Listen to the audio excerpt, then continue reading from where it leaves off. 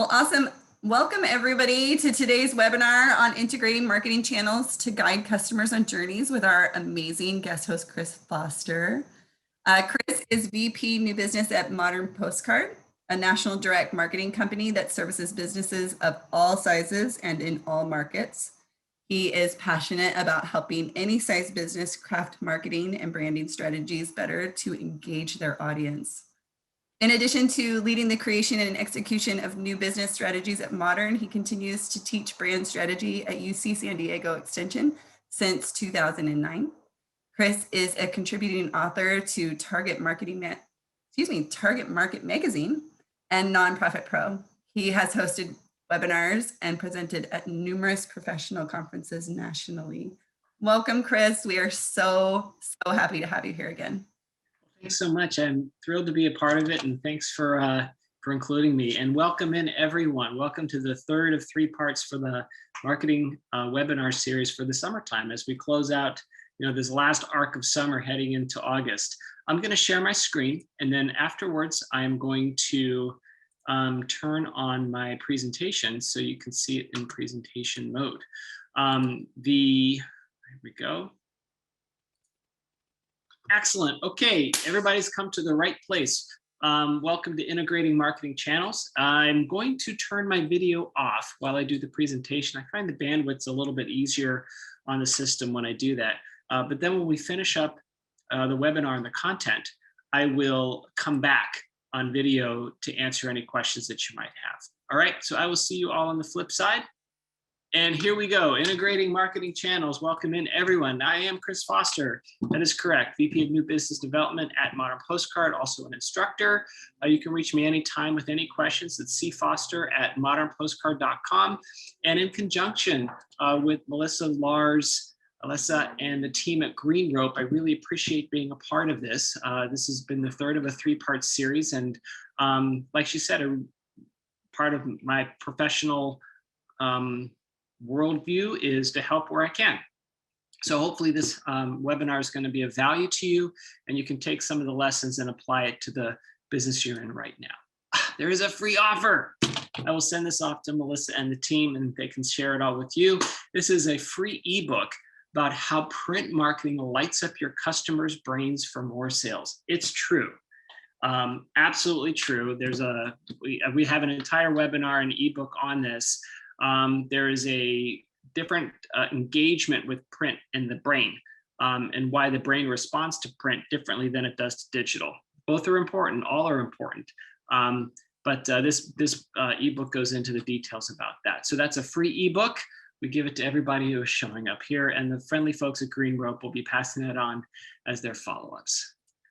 Okay, so it is easy to get lost in the forest of all of the marketing channels that are available. In the Wayback Machine, you might have had yellow pages, television, print ads, billboards. And back in the Wayback Machine, there may be, most businesses, let's say they had $100 to spend on their marketing budget. There may be 10 channels, right? And they can allocate it, that $100 to various channels, like I mentioned. Well, you wind the clock forward to 2021, businesses, let's say they still only have $100, right? But there are more than 10 channels, thousands, hundreds of marketing channels that are available now, and sub-channels of sub-channels. And it's very hard to figure out what you do and why you do it, and to get lost in choosing a channel just for the sake of doing that activity. So many options of Facebook, direct mail, podcasts, media, emails, Instagram, billboards, TikTok, catalogs, television, OTT, email. It's just the works, right? You can't actually put it all on one screen because there are so many available. In fact, not just with the marketing channels available, but the marketing technologies. Green Rope's on this list, which is excellent because they are a phenomenal marketing technology. But in the last 8 years, look at this evolution. In 2011, chiefmartech.com put together what they call the marketing technology landscape. And in 2011, which actually was 10 years ago? Wow, 10 years ago, there were 150 about And look at it now, in 2019, over 6,800. Right? Look at that growth. That's just insane. How many marketing technologies have become available to help marketers not just implement, but manage? And then now in April 2020, they call it the MarTech 5,000, but it's not. It's over 8,000. And it's now the landscape. But look at all of these solutions for you. Advertising and promotion, content and experience, sales, social and relationships, commerce and sales, data management. Man, there's so much in there, right?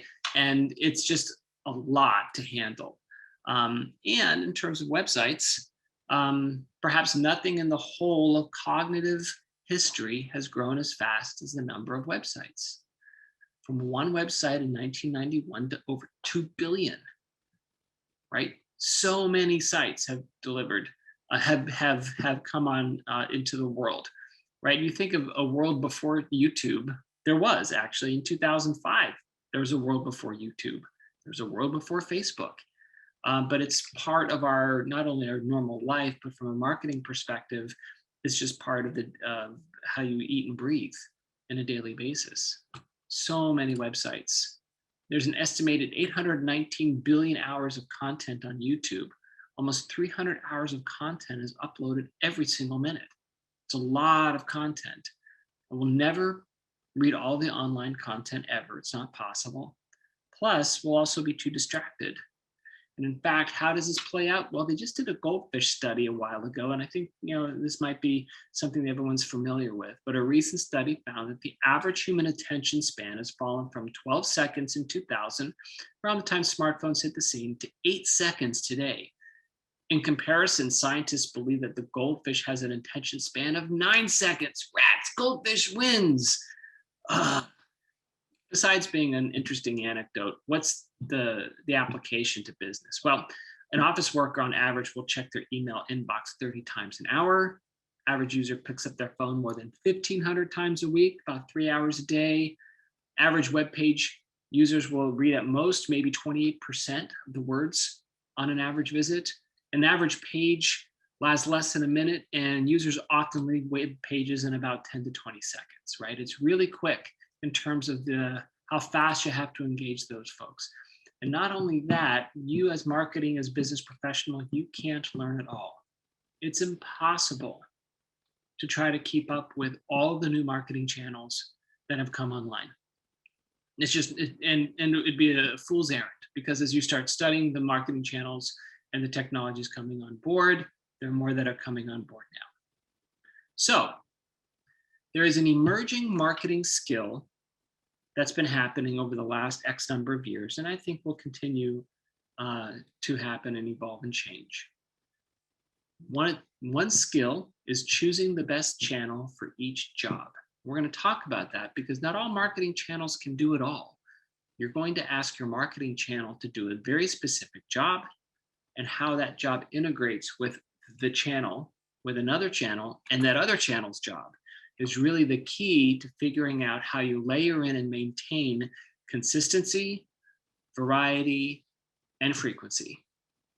So I'm going to say those three words again: consistency, variety, and frequency, because that's the key to driving response and cutting through that quote unquote clutter that your customers are kind of wading through each day, right? So finding the best channel for each job, and then using those channels and those jobs to maintain consistency, variety, and frequency.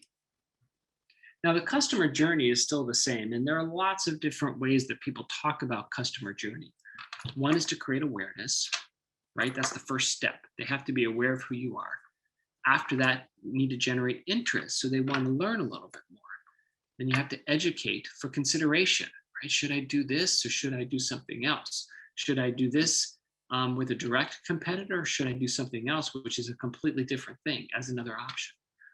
Then you influence the decision, facilitate the action, right? After they've decided, yeah, I think I want to do this. Okay, then how do I buy? Make it easy for me.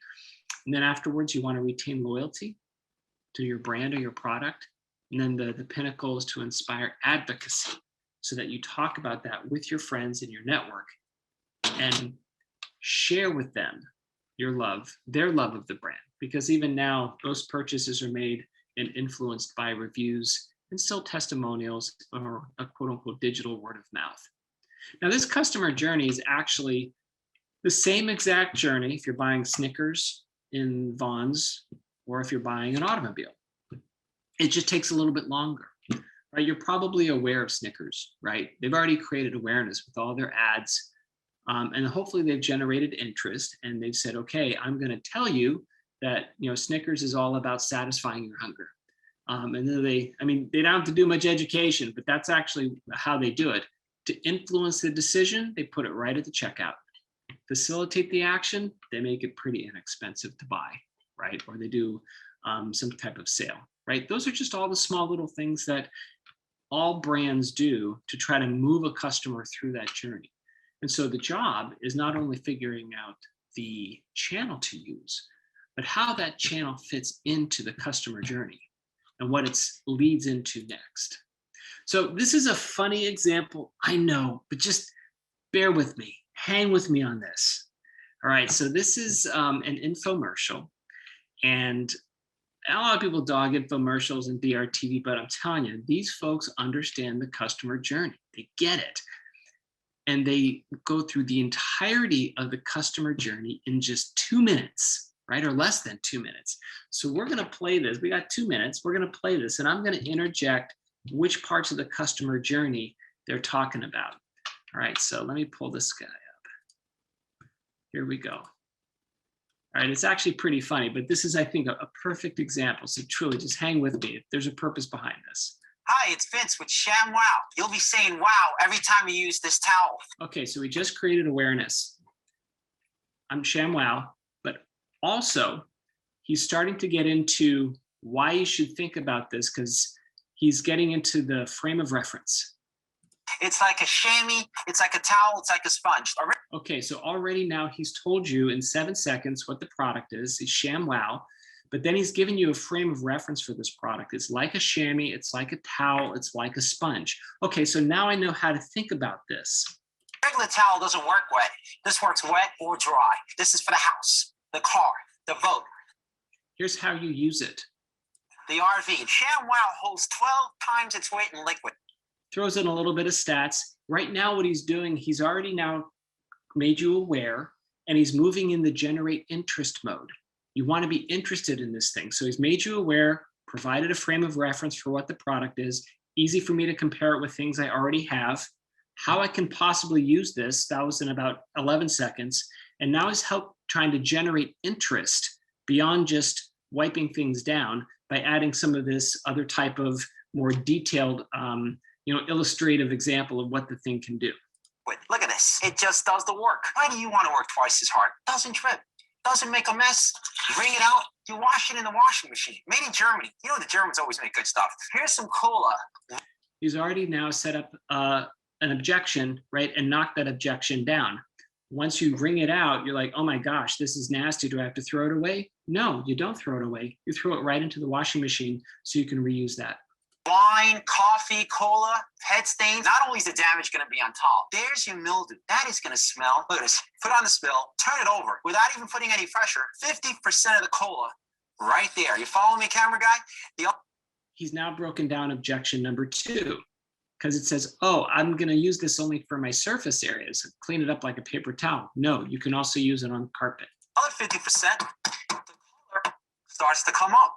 No other towel is going to do that. It acts like a vacuum. And look at this, virtually dry on the bottom. I can't live without it. I just love it. Here come the testimonials. Other heroes who have gone to that journey. Anyone who's gone to my storytelling one from last time, the hero goes on a journey and then comes back from the journey successful. I know it sounds like it's metaphysical, but it's actually the hero's journey.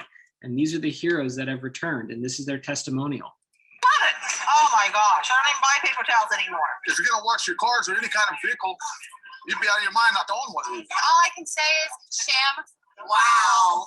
You're gonna spend $20 every month on paper towels anyway. You're throwing your... Here's your comparison to what you're currently doing. This is your state of life right now, which is not as optimal as it would be if you had the ShamWow.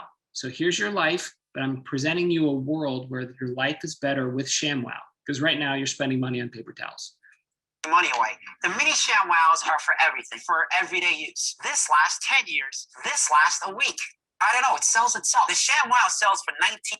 Now that I'm moved to that I've generated your interest because you're still watching. It's 1 minute and 13 seconds.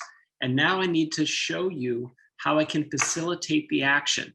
$95 when you get one for the house, one for the car, two for the kitchen and bathroom. And look at this, we'll give you a second set absolutely free. But call now, you'll get the ShamWow mop, a vacuum, broom, and mop all in one. Never Make it easy for me to buy because now you're adding a special offer. get down on your hands and knees again. Just twist the handle to wring it out. Throw it in the washing machine for easy cleaning. Also great for pet hairs. A regular mop pushes the dirt. This will capture it. So that's 8 ShamWows for $19.95. But if you call now, within the next 20 minutes, because we can't do this all day, you'll get the ShamWow mop, a $20 value, free. Just pay separate shipping and handling. Here's how to order. Call And make it easy for me to order, right? Big phone number because they want you to call, because if you call, you'll get somebody to really bring you in to buy, versus if I go to the website, I can go and leave and not buy and you don't even know. So look at this. This was 1 minute and 46 seconds long. I'm going to go back to the presentation.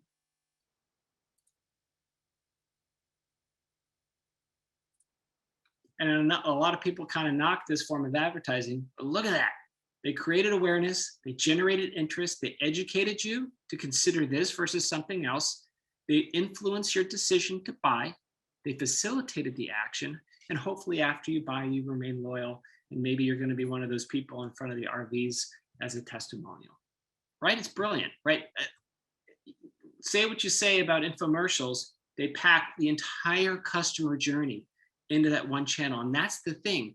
The job of that infomercial is to take you through the whole customer journey, the entire sales funnel, from original awareness. I've never heard of ShamWow to buy, right? They've got to get you all the way through.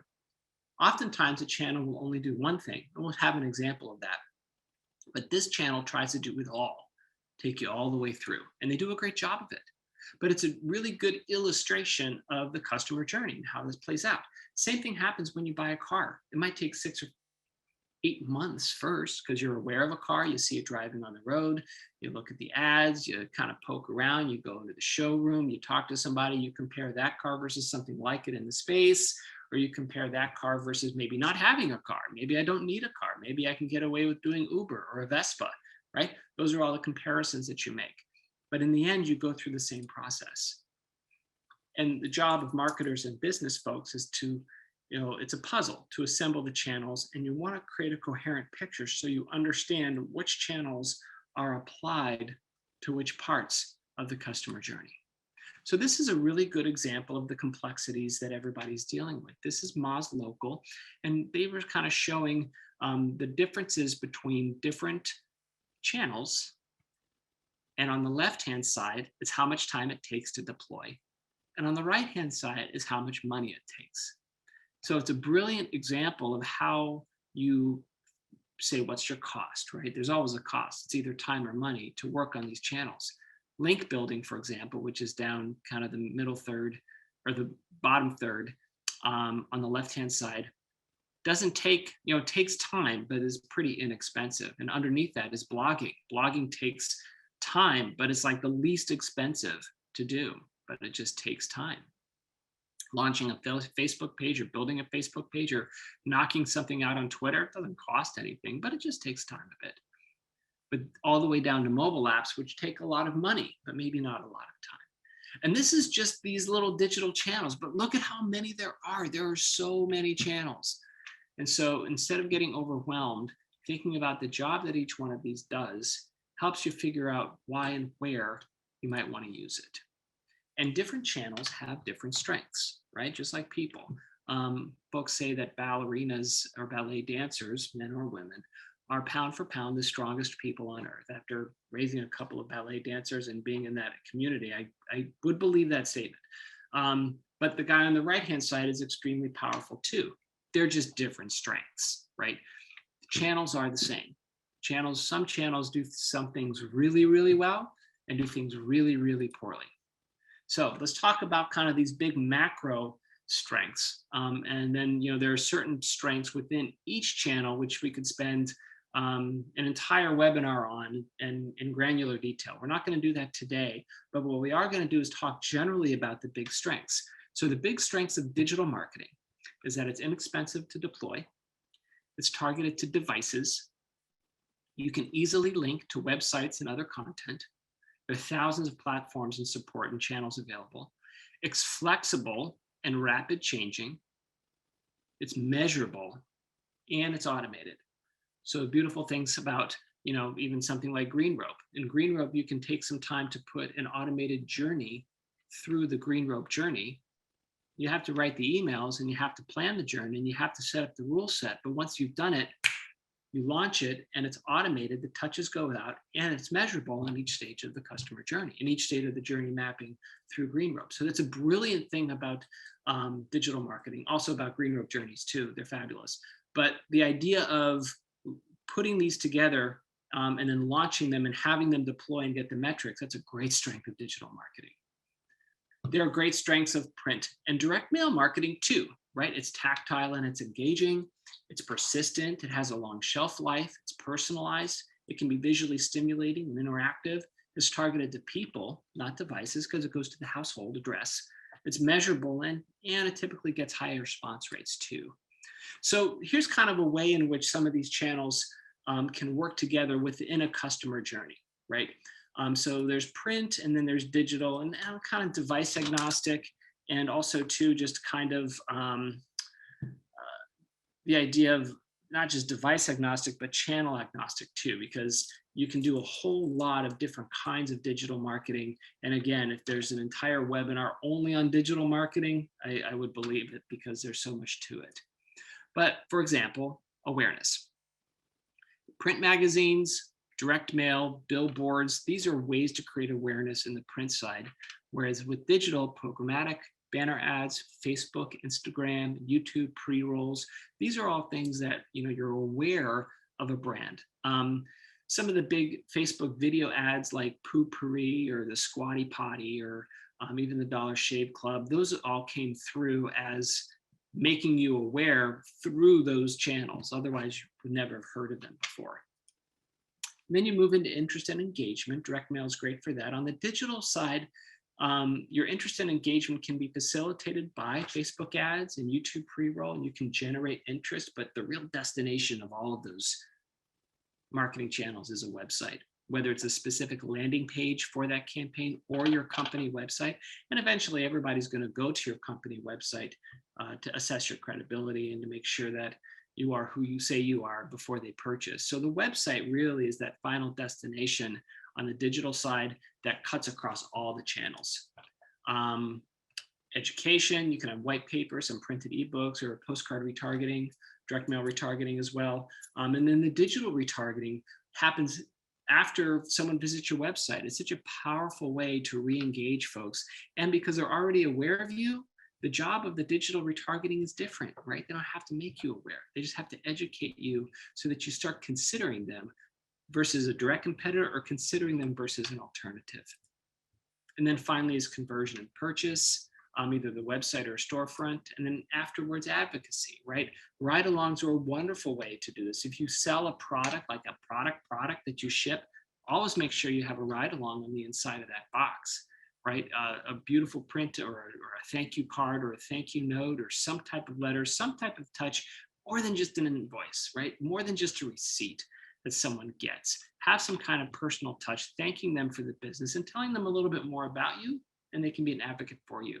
And of course, on the digital side, email for reviews is critical, right? And Google reviews is great, but there are tons of software out there for reviews as well that you want to leverage. And ask your customers for testimonials. Send out those customer surveys, right? Green Rope has a survey function built into the software. Use that for some of the questions for customer satisfaction as well. So the idea for these marketing channels is that the marketing channel has one job. And you don't ask it to do other jobs because you just only ask it to do its job. And that way you set that marketing channel up for success. And then that way you don't start getting frustrated about, gosh, why am I not getting more leads with this Facebook ad? Well, maybe the Facebook ad wasn't designed for leads, right? Maybe the Facebook ad was simply designed for website traffic, and the website traffic goes to a page, and the landing page's job is to turn those visitors into leads, right? So you have to break it down to figure out which of these channels has the job that I want it to do. This is a great example. This billboard has one job only. It's to remind you of Chobani the next time you go grocery shopping, right? It's not to give you, it gives you the website, which is fine, but it's kind of ridiculous. So all it does is throw out a big testimonial, and to make it look cool, CM star via Twitter, right? Okay, so there's a little bit of digital engagement, and someone was thrilled enough to go on Twitter and actually, talk about Chobani. And then the big message on this is that package, right? The Chobani that's 0%. So the merchandiser and the designer have to say, okay, I'm going to make this yogurt really easy to spot the next time I go to Vons. Because the only job of this billboard is to get someone to remember Chobani when they're visiting Vons, or specifically when they're visiting the yogurt aisle. Because the job is, I want you to choose or look at Chobani versus Dannon or Oikos or Siggy or other brands. And then the job of that package is to get somebody to pick that yogurt up, look at the content, look at the nutritional stuff, look at any messaging that's on there. But then that yogurt cup, I know it sounds funny, but the yogurt cup has a job, right? It's got to get that customer to say, okay, I'm going to choose this or try this versus another brand. And of course, the pricing consideration is part of that too. But the only job of this billboard is to get you to say, how when I go to Vons, I'm going to remember Chobani. And I've seen that 0%. Okay, I get it.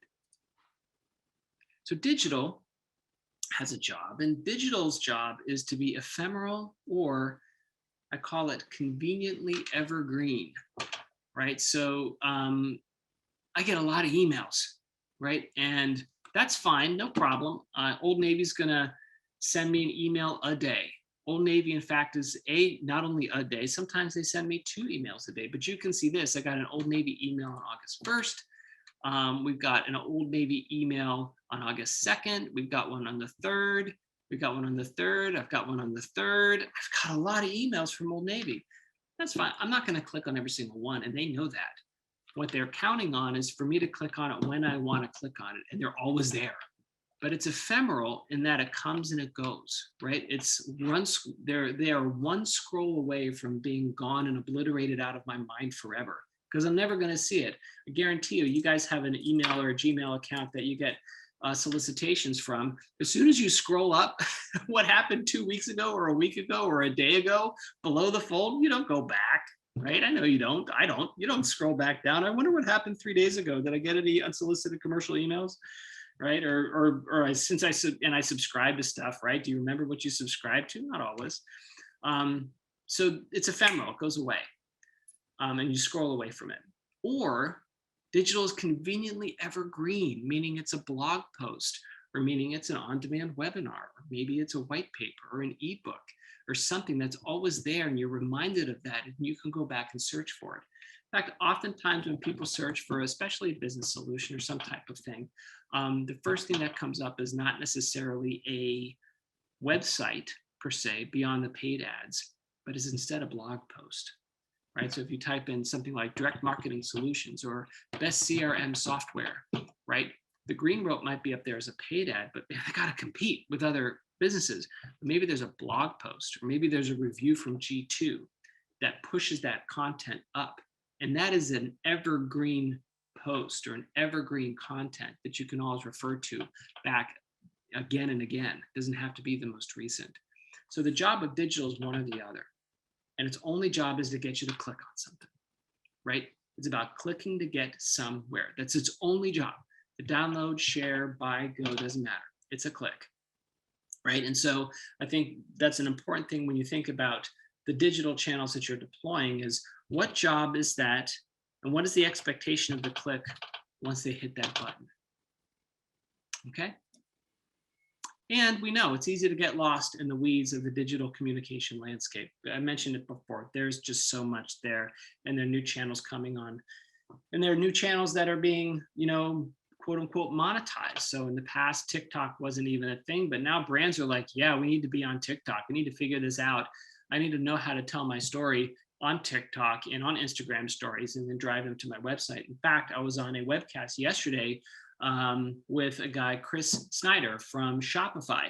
He's a community manager at Shopify. And he said, you know, the number one thing that new Shopify accounts are trying to figure out is how to take somebody from a TikTok and Instagram story to their website and then not have them be bored or lose that message continuity or that storytelling when they go to the website. It was actually ironic. He did say, you know, the great, you know, the best new trend for e-commerce stores is storytelling. And I was like, hey, that's awesome. My friends at Green Robe know all about it. But the idea is that how does TikTok as a new marketing vehicle be best served? Well, that wasn't even a discussion 3 to 5 years ago, but it's a discussion now. I guarantee you 3 to 5 years from now, there's going to be a new digital marketing platform and approach that we'll be discussing. So it's ever changing. It's easy, it's a lot easier to get lost in the weeds. From the physical side, let's talk about print and print marketing and physical media. What's your job physical? Is to get users to remember and to keep it until they act. Right? If you look at a print magazine and you look at print advertising, you're not going to maybe remember that ad. But what you will do from a direct mail perspective is you keep the mailing until you act. And the action might be throwing it away, which is totally understandable. Or the action might be, I'm going to keep it and I'm going to call or I'm going to go to that website. And once they've gone to that website, its job is done because you've moved them from awareness to interest already. And for the job of the print magazine is to make you aware of that product or brand and the sensation and the imagery that they want you to have and to, you know, cultivate that emotional response. That's that job. One thing about print is that it works well to remind you of what's happening. So I might not look at those Old Navy emails or all those Banana Republic emails. I might not get that at all. But I get the mailer at home. My wife's like, hey, 40% off. I was like, oh, okay, that's cool. Well, I guess we'll bring this. And the store says 40% off. I don't even need the mailer at that point because they say, oh yeah, you're Chris Foster. Here's your email. Here's your mailing list. I know who you are. You get the 40%, not a problem. But it was the direct mail that made me aware of that sale because I wasn't looking at all of her emails.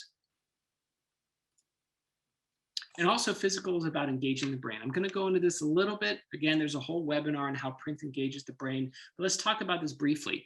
The brain connection is really important because print engagement is actually connected to our biology. Our biology as human beings hasn't changed that much in the last 5,000 years, just hasn't. We've been reading for a really long time, physically reading.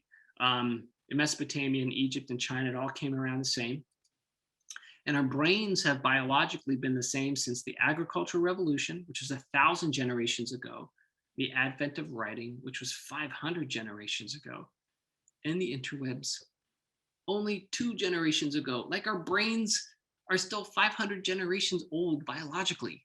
But man, learning how to read digitally and learning to adapt digitally in the last 2 generations, we're still catching up, right? So what they found is that the impact of reading print has been made evident by some recent brain scan studies.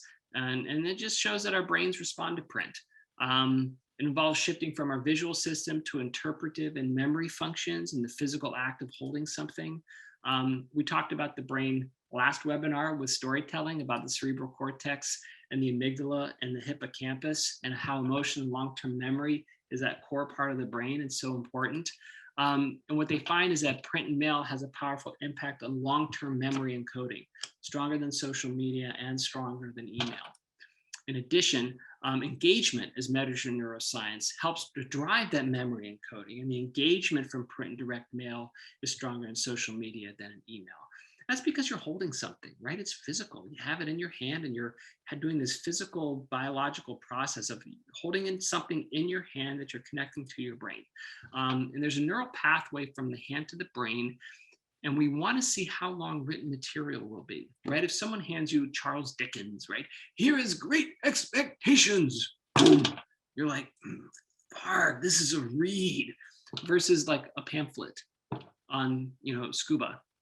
This is a pamphlet. This is pretty easy to read, right? We immediately gauge that, and our brains want to understand what we're in for when we start something like that. With digital, you don't know, right? You could scroll for hours and hours and hours, and you just don't even know.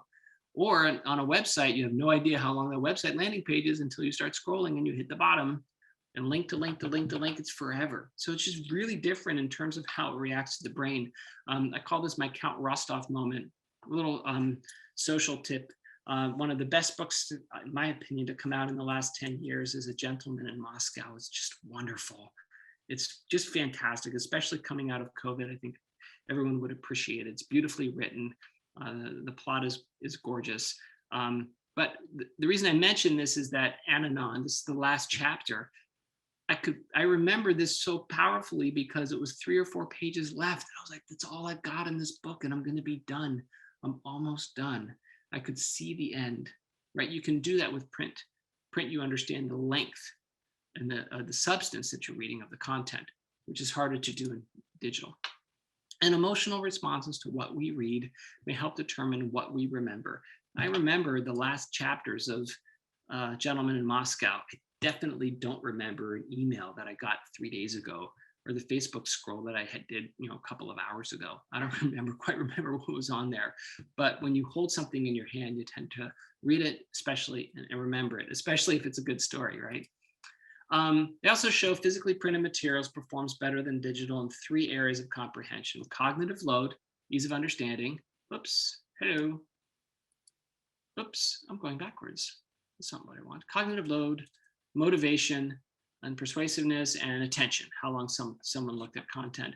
And they said that direct mail requires 21% less cognitive effort to process than digital media, suggesting it's easier to understand and more memorable. So if you are only right now using digital, recommend thinking about using print and mixing that up within your channels. Because especially post-exposure test of direct mail validates this memory encoding capability. That's a lot of yuck, yuck, yuck, gobbledygook. What does that mean? That has higher brand recall. That's all. 75% brand recall versus 44% on the digital ad. So print and direct mail, very high brand recall and very high engagement. So if you're not using it, of course we can help, but think about how print could be a part of your marketing mix. And there's some new technology developed that helps you combine print and digital to create a much stronger response. And mixing print and digital tactics can blend the best strengths of each of those channels. Good example, QR codes. I know they're back, right? They used to be kind of this interesting idea, but then they just faded because it's like, QR code, I have to download an app and read this. It's terrible. Now phones have built-in QR code readers on the camera. So it's super easy, right? You just float it over and you tap on the link that comes up and you're good to go. It's a great way to interact with a mail piece or a direct mail piece and the phone. In fact, people are using them in restaurants, right? You scan the menu. Very familiar with QR codes now. Excellent marketing tactic. New data append technology integrates email and mailing addresses. So if you have a list of email subscribers and maybe they get a 20% open rate on those emails, that means 80% doesn't open the emails, right? That's a lot of people not opening. But we can take those email addresses and turn them into postal addresses so you can reach them with direct mail. You can also go the reverse. You can take a mailing address and if you want to send emails to it, find emails to those mailing addresses. So it can work in both directions. And postcard retargeting, it turns website visitors into a proprietary mailing list where visitor comes to your website, match about half of them to a mailable address and send direct mail out of that. So that's a great combination of the digital technology of visiting your website and the postal technology of direct mail retargeting. And of course, there's on-the-channel direct marketing where you can send direct mail plus multiple digital impressions to the same audience, whether it's Facebook, Instagram, Google, informed delivery, emails, all kind of wrapped up to that same audience along with the direct mail. So technologies now are integrating these channels more seamlessly than they ever have before. All right, we're almost wrapping up. Thanks for hanging with. And finally, you've got all these marketing channels and all these jobs and these various stages of the customer experience and the customer journey. The question is measurement, right? We'll touch on this briefly.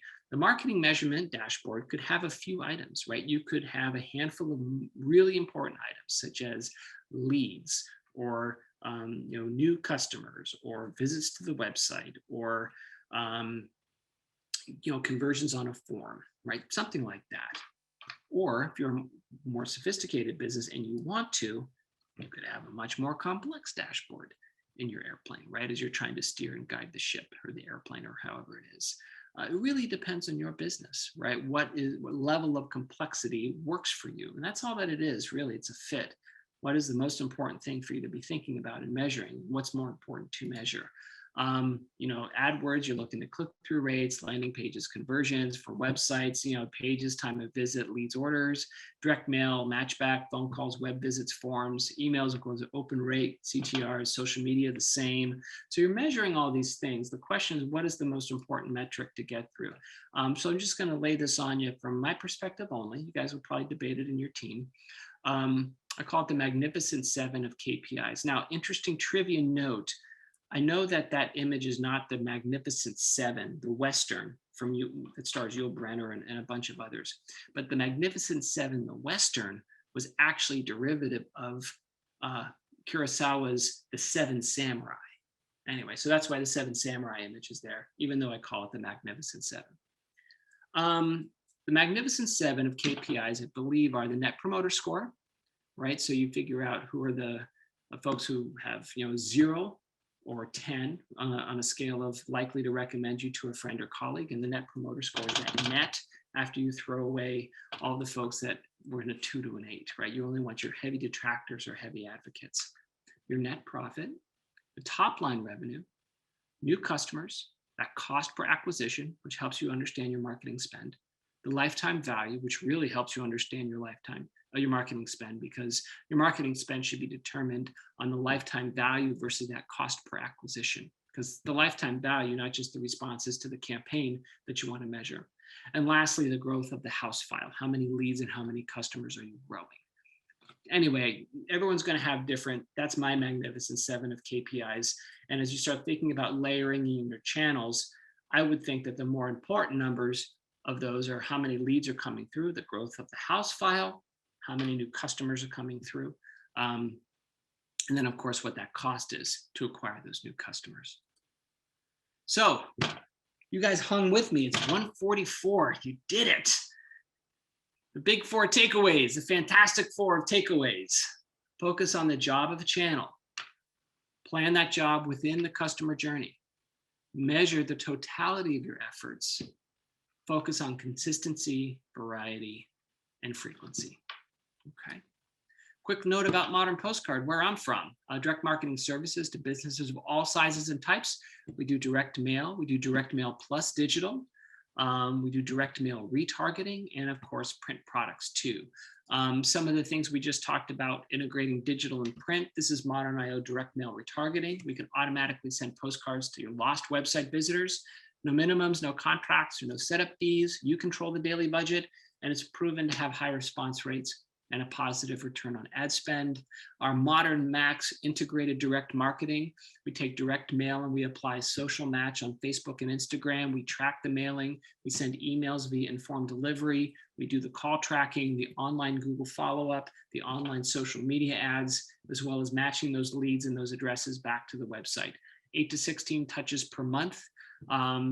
Single dashboard to show all the results, and we've seen higher response rates, and just continued marketing with the frequency, variety, and consistency that are the best practices. So if you have any questions, of course, you can ask me. I'm Chris Foster, cfoster@modernpostcard.com. That is my Gmail, and that is my LinkedIn. And I will start the video back, and I will stop my share and see if anyone has any questions. That was so great. Thank you so much, Chris. You're Have welcome. any My pleasure. questions? You want to drop them in the chat or Q&A section? We can get those to you. And in terms of which channels you should use, and the challenge with a presentation like this is we talk about it in somewhat general terms and some nuggets that you can use for your team, but every business is different, right? Every budget is different. Nike has a very different marketing strategy than a business like Dapper Boy, right? Very different. Dapper Boy has to organize their marketing channels, think about that customer journey in different ways than Nike does. but they still have to deal with the same customer journey, issue in terms of how I move somebody through. So if you have questions about your business specifically, you can bring it up now. We got a couple minutes here, or you can send me a personal note and email me that way. Excellent. Well, we really appreciate you being here, Chris, and taking the time, especially to do all 3 webinars in your series. We love having you as a guest host. It's always such a pleasure. Well, thanks so much. I enjoy being a part of it. And I hope everybody can keep in touch. And to the fine folks at Greenbrook, thanks again for including me. And let's do this again. Absolutely. And we did record this, so we will send it out to everybody that registered and make it available on social media and include the PDF files that you spoke about in the beginning. You got it. Awesome. Thank you so much, Chris. Thank you, everybody. Thanks, everybody. Take care. Bye.